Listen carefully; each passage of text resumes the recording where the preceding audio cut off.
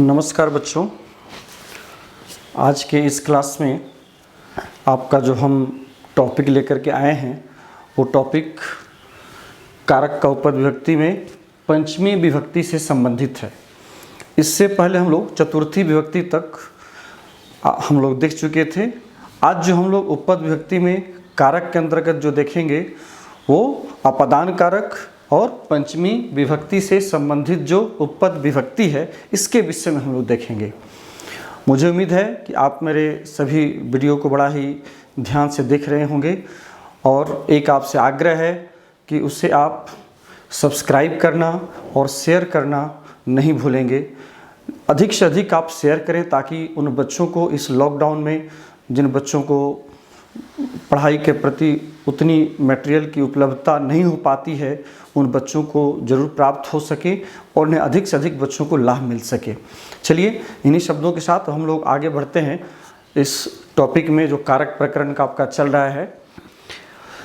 पहले तो हम लोग ये देख लें कि पंचमी विभक्ति में वास्तव में इसकी जो परिभाषा है इसके विषय में थोड़ा सा परिचय हम लोग देख लें। पंचमी विभक्ति हम लोग अपादाने पंचमी एक सूत्र है हम लोग कारक प्रकरण में कहता है कि अपादान कारक में पंचमी विभक्ति होती है। ये बात क्लियर है, अपादान कारक में पंचमी विभक्ति होती है। लेकिन ये तो बात तय है कि अपादान कारक में पंचमी विभक्ति होती है, लेकिन अपादान होता क्या है ना। तो इसके लिए उसने एक सूत्र बनाया कि ध्रुवम पाए अपादानम, है ना। ध्रुवम पाए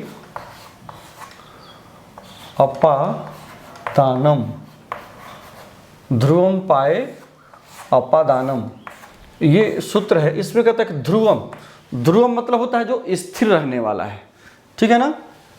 इसमें तीन शब्द है, एक शब्द है ध्रुवम, फिर है अपाए, अपाए और उसके बाद है फिर अपादानम, अपादानम। यही इसमें तीन शब्द। ध्रुवम मतलब होगी जो स्थिर रहने वाला है, अपाय मतलब अलगाव होने पर, दूर होने पर। तो कहता है कि यदि कोई दो वस्तु है और उन दो वस्तुओं में से एक वस्तु जो स्थिर रहने वाली है और दूसरी वस्तु जो वहाँ से अलग होने वाली है, दूर होने वाली है, जिससे कि उसका अलगाव होता है स्थिर वस्तु से, उससे हम लोग अपादानम, उससे हम लोग अपादान कहते हैं, ठीक है। जैसे कि आप यदि एक उदाहरण देखें, वृक्षात, वृक्षात पत्राणि पतन्ति, पतन्ति। इसी तरह से आप एक और उदाहरण देख सकते हैं, छात्राः, छात्राः विद्यालयात्, विद्यालयात् आगच्छन्ति, ठीक है, आगच्छन्ति। यहाँ जो दो उदाहरण आपने देखा, एक तो है वृक्षात पत्राणि पतन्ति। यहाँ जो वृक्षात देख रहे हैं और यहाँ विद्यालयात, इन दोनों पदों में पंचमी विभक्ति लगी हुई है। क्यों पंचमी लगी है? क्योंकि देखिए कि ये वृक्ष है और वृक्ष से गिरने वाला, पतंती, गिरने वाला क्या है? पत्ता है। तो एक वृक्ष हुआ और वृक्ष से जो अलग हुआ वो पत्ता अलग हुआ। तो अलगाव के अर्थ में इनमें स्थिर रहने वाली वस्तु कौन है? वृक्ष है। और उससे अलग होने वाली वस्तु क्या है? उस वृक्ष के पत्ते हैं, जो वृक्ष से टूटने के बाद वो अलग होकर नीचे की ओर गिर रहे हैं। तो इन दोनों वस्तुओं में जो स्थिर रहने वाली वस्तु है वो वृक्ष है। यही कारण है कि वृक्ष अपादान हो गया। और फिर अपादाने पंचमी, ये जो सूत्र है ना, अपादाने पंचमी, अपादाने पंचमी, इस सूत्र से, अपादाने पंचमी सूत्र से इस अपादान कारक में पंचमी विभक्ति हो जाती है, ठीक है। इसलिए यहाँ पर देखिए वृक्ष शब्द बालक की तरह चला और पंचमी के एक वचन में हो गया, जैसे बालकात वैसे होता है वृक्षात। वृक्ष पुल्लिंग शब्द है औकारांत, बालक की तरह इसका रूप चलेगा, इसलिए इसमें पंचमी होकर के वृक्षात हो गया। मतलब वृक्ष से पत्ते गिरते हैं। यहाँ पर से का अर्थ मैंने पहले भी बताया था आपको, दो जगह होता है कारक में। एक तो करण कारक में और एक अपादान में। आप यदि कारक के चिन्हों को आप यदि याद करेंगे देखेंगे तो उसमें दोनों जगह से का प्रयोग होता है, लेकिन इसी से के कन्फ्यूजन को दूर करने के लिए यहाँ पर जो है पंचमी विभक्ति का प्रयोग किया गया कि उन दोनों वस्तुओं में से जो वस्तु अलग होती है और जो वस्तु स्थिर होती है उस स्थिर वस्तु में हम लोग पंचमी विभक्ति लगाते हैं, वही अपादान होता है। ठीक है, अब चलिए दूसरे उदाहरण में यदि आप देखिए यहाँ भी वही बातें हैं। छात्र विद्यालय से आते हैं, घर भी आते हैं, गृहम आगच्छन्ति ये भी हो सकता है। तो छात्राः विद्यालयात् आगच्छन्ति, छात्र विद्यालय से आते हैं। तो छात्र विद्यालय से आते हैं तो यहाँ पर भी दो है, एक तो हो गया विद्यालयात्, तो विद्यालयात् में देखिए पंचमी विभक्ति लगी हुई है क्योंकि विद्यालय शब्द अपादान है। विद्यालय शब्द क्यों अपादान है? क्योंकि इससे छात्र का अलगाव हो रहा है। विद्यालय जहाँ है वहीं स्थिर है और छात्र उससे हट करके अलग अपने घर की ओर जा रहे हैं। तो इन दोनों वस्तुओं में जो स्थिर रहने वाला है वो है विद्यालय और छात्र वहाँ से अलग होकर के घर की ओर प्रस्थान कर रहे हैं, जा रहे हैं। तो स्थिर रहने वाला जो विद्यालय है ये क्या कहलाया? ये अपादान हुआ। और इस अपादान होने के कारण इसी अपादान पंचमी से इसमें हम लोग पंचमी विभक्ति लगाए और पंचमी विभक्ति लगाने के बाद विद्यालय का रूप बालक की तरह चलेगा। तो बालक के पंचमी एकवचन में क्या होता है? बालकात् होता है। उसी तरह से विद्यालय में पंचमी विभक्ति लगाने के बाद हो गया विद्यालयात्। विद्यालय भी अकारांत शब्द है और जितने भी अकारांत शब्द होते हैं सबके रूप बालक या राम या देव इसके अनुसार आप चला सकते हैं। ठीक है, तो यही कारण है कि विद्यालयात् में पंचमी हो गई। चूंकि विद्यालय स्थिर रह गया और छात्र जो है वहां से विद्यालय से अलग हो गए, तो छात्राः विद्यालयात् आगच्छन्ति, छात्र विद्यालय से आते हैं या छात्र विद्यालय से घर आते हैं। ठीक है, या घर से छात्र विद्यालय जाते हैं, ये भी हो सकता है। तो फिर घर में गृहात् पंचमी लग जाएगी क्योंकि घर वहीं स्थिर है और वहाँ से फिर छात्र जो है वो विद्यालय जाते हैं। तो इस तरह से हम बहुत सारे उदाहरण देख सकते हैं, बना सकते हैं, खुद से बना सकते हैं, किसी भी किताब और दूसरी चीज़ों की सहायता लेने की आवश्यकता आपको नहीं है। ठीक है, अब हम लोग इससे संबंधित जो उपपद विभक्ति है उसकी चर्चा कर लेते हैं, जो आपके सिलेबस में, आपके बोर्ड के सिलेबस में जो दिया गया है।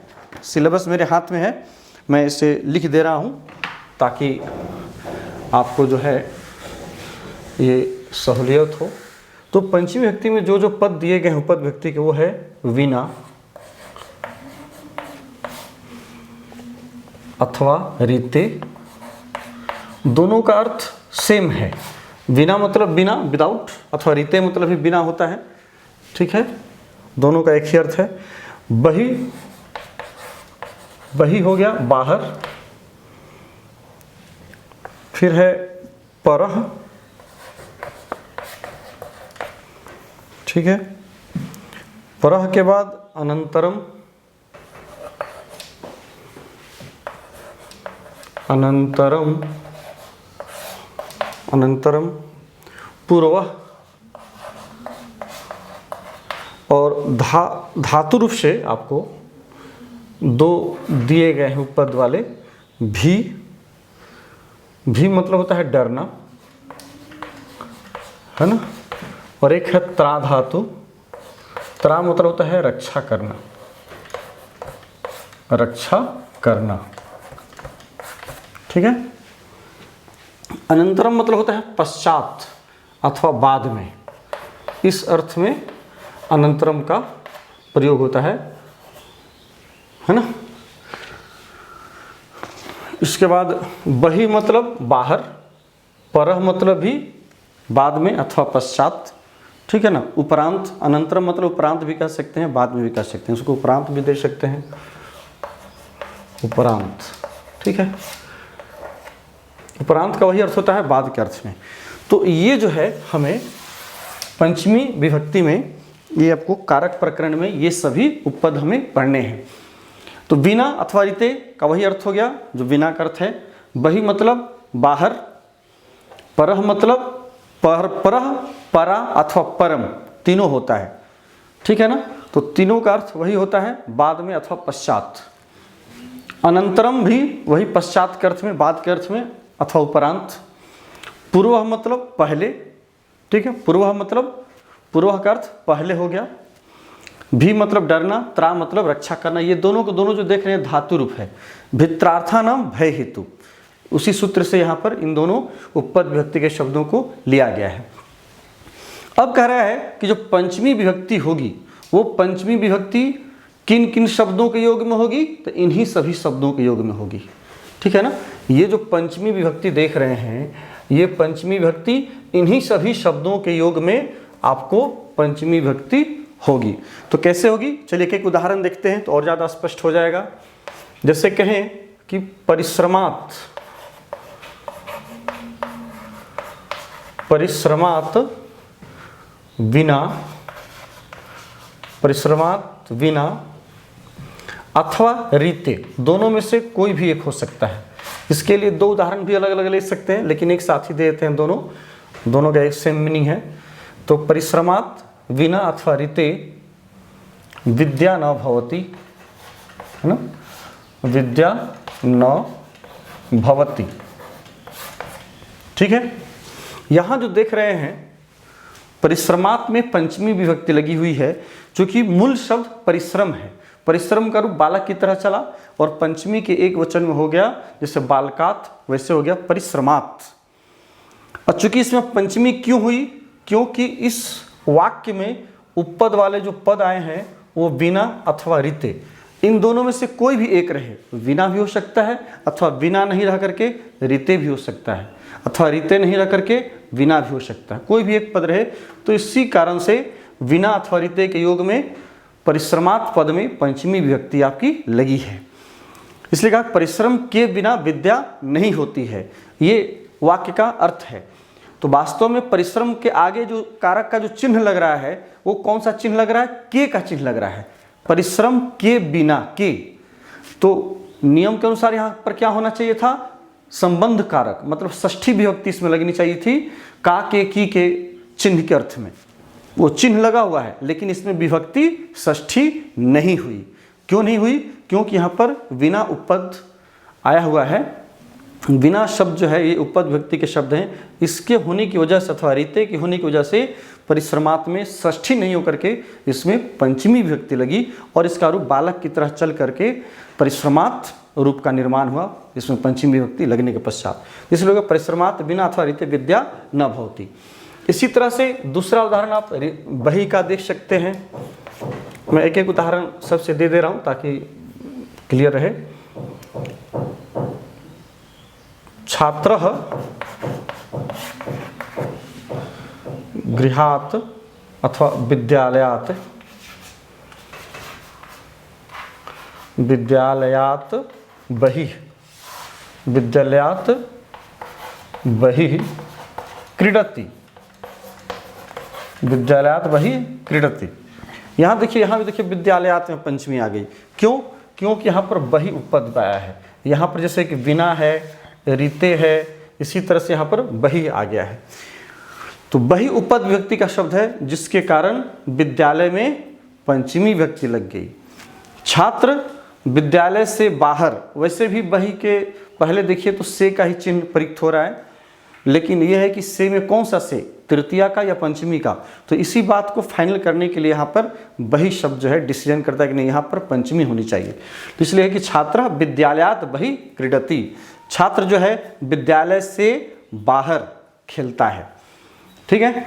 तो यहाँ पर वही विद्यालय में विद्यालय का रूप बालक की तरह चलेगा और बालक के पंचमी एक वचन से बालात, बालकात, देवात, रामात, सब शब्द रूप एक ही तरह के होते हैं, आकारांत जितने हैं। तो उसी के अनुसार यहाँ पर हो गया विद्यालयात्। ठीक है। तो विद्यालय से बाहर। अब इसे आप यदि ध्यान से देखें तो मैं एक चीज़ और साथ ही साथ बता दूं, यहाँ पर जो एग्जाम जो आपको पूछा जाता है, एग्जामिनेशन में जो प्रश्न पूछे जाते हैं, अब यहाँ पर क्या किया जाएगा, आपको खाली स्थान दे दिया जाएगा। ठीक है। यहाँ पर आपको खाली स्थान दे दिए जाएंगे। और जैसा कि मैंने पहले भी, आप मेरे यदि वीडियो को देखे होंगे तो वहाँ मैंने काफ़ी अच्छा से समझाया है, बताया है कि किस तरह से बोर्ड में आपको प्रश्न पूछे जाते हैं। यहाँ पर आपको ब्रैकेट में दे दिया जाएगा विद्यालय शब्द या गृह शब्द, कुछ भी अकारांत। ठीक है ना। वाटिका भी दिया जा सकता है, तो वाटिका के रूप में आपको लता के अनुसार चलाना होगा। तो छात्र, अब आपको क्या करना होगा, इस तरह से दिया हुआ रहेगा एग्जाम में क्वेश्चन, तो छात्र बहि क्रीडति, अब विद्यालय दिया गया ब्रैकेट में, मतलब विद्यालय में आपको उचित विभक्ति लगानी है। तो विद्यालय में कौन सी विभक्ति लगाएंगे, इस बात का पता कैसे चलेगा? तो इस वाक्य में यदि आप देख रहे हैं कि उपपद विभक्ति का एक पद आया है जो है बहि है, तो इस बहि के कारण हम विद्यालय में कौन विभक्ति लगाएंगे? पंचमी लगाएंगे। तब यहाँ पर हम लिख देंगे विद्यालयात्, ठीक है, यहाँ हम लिख देंगे विद्यालय का रूप चला करके पंचमी में, तो हो जाएगा विद्यालयात्। ये आपका उचित विभक्ति विद्यालय शब्द में लगा, और ये विभक्ति के लगने के पश्चात इसका जो रूप बना वो विद्यालयात् बना। तो इसी तरह से एग्जामिनेशन में आपको प्रश्न पूछे जाते हैं। इसी तरह से यहाँ भी दिया जा सकता है, ब्रैकेट में आपको परिश्रम दिया हुआ रहेगा और उसमें आपको कहेगा कि विभक्ति लगाइए। तो विभक्ति कैसे लगाइएगा? तो यहाँ देख लीजिएगा कि बिना अथवा रीते है, या कोई भी पंचमी विभक्ति से संबंधित कोई भी पद अगर लगा हुआ हो तो उसके योग में हम लोग पंचमी लगा देंगे उस पद में, जो पद आपको ब्रैकेट में दिया हुआ रहेगा। ठीक है, चलिए आगे बढ़ते हैं। नेक्स्ट, परः।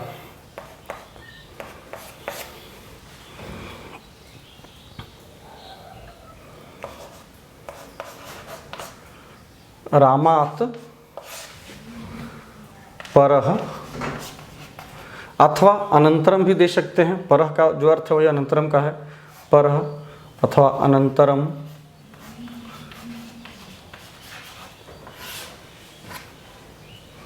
लक्ष्मणः, लक्ष्मणः गतवान्, लक्ष्मणः गतवान्। अब देखिए यहाँ पर रामात् में पंचमी विभक्ति लग गई। क्यों? क्योंकि यहाँ पर देखिए परः अथवा अनंतरम, ये दोनों में से कोई भी एक पद आया हो। परः के जगह पर परम भी हो सकता है, परा भी हो सकता है। अनंतरम वही बाद में, परः मतलब ही पश्चात अथवा बाद में। तो राम के पश्चात अथवा राम के बाद लक्ष्मण गए, मतलब राम गए इसके बाद लक्ष्मण चले गए। तो यहाँ पर जो है परः अथवा अनंतरम के कारण रामात् में पंचमी विभक्ति हो गई। मूल शब्द हो गया राम, और पंचमी के एक वचन में राम का रूप चलता है तो हो जाता है रामात्। तो इसलिए यहाँ पर परः अथवा अनंतरम के कारण रामात् में पंचमी विभक्ति हो गई। अब जो है हम लोग ये पूर्व भी उसी तरह से हो जाएगा, ठीक है ना। जैसे मेरे घर से पूर्व वृक्ष है, मम गृहात् पूर्वः वृक्षः अस्ति। तो इस तरह से वहाँ आप उसमें भी पंचमी लगा सकते हैं पूर्व शब्द के योग में। अब दोनों ये धातु रूप का है, इससे भी जरा देख लें हम आपको।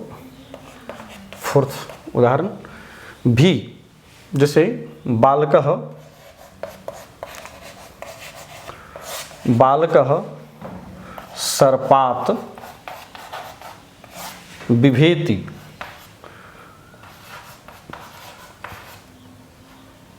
सर्पात् बिभेति।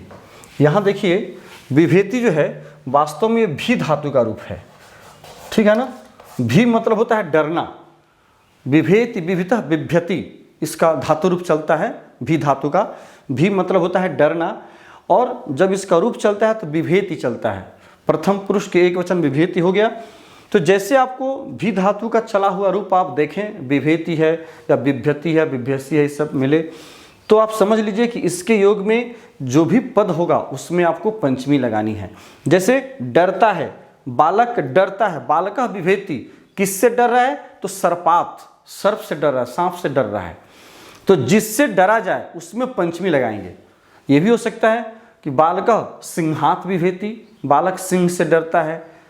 तो जिससे डरा जाए या जिससे रक्षा की जाए, भित्रार्थानाम भय हेतु, कहता भी और त्रा धातु के योग में जिससे भय हो या जिससे रक्षा की जाए उसके योग में जो है पंचमी विभक्ति हम लगाते हैं। तो यहाँ किससे भय हो रहा है? सर्प से भय हो रहा है। तो यहाँ पर सर्प में हम क्या करेंगे? पंचमी विभक्ति लगा देंगे। तो क्या हुआ? बालकः सर्पात् बिभेति। इसी तरह से नेक्स्ट आप एक और उदाहरण देख लीजिए, त्रा धातु का। ईश्वरः, ईश्वरः पापात्, पापात् त्रायते, ठीक है। यहां जो है त्रा धातु है ना। त्रा धातु रक्षा करने के अर्थ में है ना। त्रा धातु रक्षा करना, अभी धातु डरना। तो पापात मूल शब्द हो गया पाप। कहता ईश्वर जो है पाप से त्रायते रक्षा करते हैं। त्रा धातु आत्मनेपदी है, सेवते की तरफ चलता है, सेवते सेवते सेवंते, त्रायते त्रायते त्रायंते, ठीक है, रक्षा करना। तो ईश्वर पाप से रक्षा करते हैं। तो जिससे रक्षा करते हैं, जैसे यहाँ पर किस चीज से बचाया जा रहा है, पाप से रक्षा की जा रही है, पाप से बचाया जा रहा है। तो इसलिए पाप शब्द में पंचमी विभक्ति हम लगा दिए और रूप बना पापात, ठीक है। तो इसी तरह से आपको यहाँ भी क्या किया जाएगा कि जैसे यहाँ पर दिया गया पापात, हो सकता है यहाँ पर पापात नहीं दिया हुआ रहे, ठीक है। यहाँ पर अब बोर्ड में जो आपको क्वेश्चन पूछा जाएगा, यहाँ खाली स्थान दे दिया जाएगा और यहाँ जो है आपको जिस शब्द में जो विभक्ति लगानी है शब्द में, उस शब्द को आपको यहाँ पर दे दिया जाएगा। जैसे यहाँ पर पाप शब्द बैठा दिया गया और कहा जाएगा कि इसमें आप उचित विभक्ति लगाइए। तो पाप शब्द में फिर यहाँ उचित विभक्ति लगाइएगा तो क्या हो जाएगा, पापात हो जाएगा। चूँकि आपको पता है कि यहाँ पर त्रायते, त्रा धातु का प्रयोग हुआ है। इसी तरह से यहाँ भी देखिएगा, सर्पात की जगह पर यहाँ आपको जगह खाली दे दिया जाएगा और यहाँ पर इसका कोई न कोई यहाँ शब्द दे दिया जाएगा और कहा जाएगा कि इस शब्द में आप जो है सही विभक्ति लगे। जैसे यहाँ पर सिंह दे दिया गया और कहा जाएगा कि हाँ भाई सिंह का आप रूप चला करके इसमें सही विभक्ति लगाई, उचित विभक्ति जो कि इस कारक के नियम के अनुसार है। तो यहाँ भी देखेंगे विभेति है, भी धातु मतलब डरने के अर्थ में है, तो सिंह में पंचमी लगा देंगे तो हो जाएगा सिंहात, है ना, यहाँ हो जाएगा सिंहात, ठीक है। यहाँ पर त्रायते है तो चूंकि त्रा धातु है, यहाँ भी धातु था, यहाँ त्रा में पंचमी लगा देंगे, त्रायते के चलते पाप में पंचमी तो हो जाएगा पापात, है ना। तो ईश्वर पापात त्रायते। तो इस तरह से बोर्ड एग्जाम में आपको प्रश्न पत्र रहता है, क्वेश्चन पेपर जो दिया रहेगा उसमें इसी तरह से प्रश्न दिए रहेंगे और आपको या तो दिए गए पदों में आपको उचित विभक्ति लगानी होगी। दो प्रकार से कारक के क्वेश्चन पूछे जाते हैं। इसमें एक और रहता है कि हो सकता है कि आपको ये खाली स्थान दे दिया गया है और नीचे ऑप्शन भी दे दिया जाता है, विकल्प। तो वहाँ सिंहा भी दिया हुआ रहेगा, सिंहात भी दिया हुआ रहेगा या फिर सिंहम भी दिया हुआ रहेगा। अलग अलग रूप बना करके पूछा जाता है कि आप उसे चुनिए कौन सा सही आंसर है। तो फिर वहाँ आपको यदि पता रहेगा तभी तो वहाँ भी आप चुन सकते हैं। तो आप देख रहे हैं कि भाई वाक्य में इस तरह से विभेति लगा हुआ है तो चलिए सिंहात हो जाएगा। तो यदि आप बेसिक आपका कंसेप्ट क्लियर है तभी आपको यदि ऑप्शन दिया भी जाता है, विकल्प दिया भी जाता है, तो उस विकल्प से आप सही सही चुन करके भर सकते हैं वाक्य में, ठीक है। तो इस तरह से ये आपको जो है पंचमी विभक्ति से संबंधित उपपद विभक्ति और कारक था। अब नेक्स्ट आगे जो है हम लोग नेक्स्ट वीडियो में जब आपसे भेंट होगी तो उसमें हम लोग फिर षष्ठी और सप्तमी दो बचा हुआ है उससे हम देखेंगे। तब तक के लिए हमें आज्ञा दीजिए। बहुत बहुत धन्यवाद। Thank you.